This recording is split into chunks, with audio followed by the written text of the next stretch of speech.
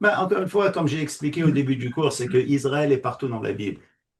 Non seulement partout dans la Bible jusqu'à le livre d'Apocalypse, vous avez d'ailleurs chapitre 12, où vous avez toute l'histoire d'Israël et ainsi de suite, mais chapitre 21, 22 nous montrent aussi qu'Israël va être là même dans le temps éternel. C'était la Nouvelle Jérusalem, la base, du moins va être mise sur une base où avoir les noms des 12 tribus et ainsi de suite.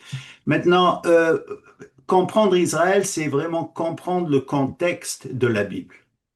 D'accord? Israël est là et toujours là. En ce moment, elle est dans les diasporas et ainsi de suite. Et en plus, comprendre Israël et bénir Israël, prier pour Israël, amène des bénédictions. C'est ce que Dieu, c'est comme ça qu'il a commencé ses promesses à Abraham dans Genèse chapitre 12, verset 3. Je bénirai ceux qui te béniront. On dirait qu'il nous dit, écoutez, restez, regardez, étudiez Israël, vous allez être bénis quand vous ferez ça. Bénis, non seulement bénis, si vous voulez, matériellement, mais bénis en comprenant encore mieux le message biblique.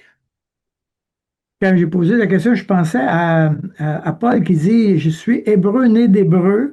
Il semble que la question d'identité par rapport à quand il enseigne ou qu'il proclame l'Évangile était majeure. C'est comme si euh, euh, c'est un enjeu. Absolument. C'est parce que la plupart des gens imaginent que quand on devient chrétien, on n'est plus juif, c'est-à-dire en ce qui me concerne, et que les gentils qui deviennent chrétiens deviennent Israël. Mais Paul dit, on garde notre nationalité. Donc, toutes ces nations vont être là. On les voit d'ailleurs dans le temps éternel, dans Apocalypse 22. Ils vont venir dans la Nouvelle Jérusalem. Donc, c'est important de garder cette identité pour les Juifs. Et vous savez, comme vous avez mentionné tantôt, ce cours a été fait premièrement comme évangélisation aux Juifs, parce que la plupart des Juifs ne sont pas au courant des informations que nous avons dans la Bible.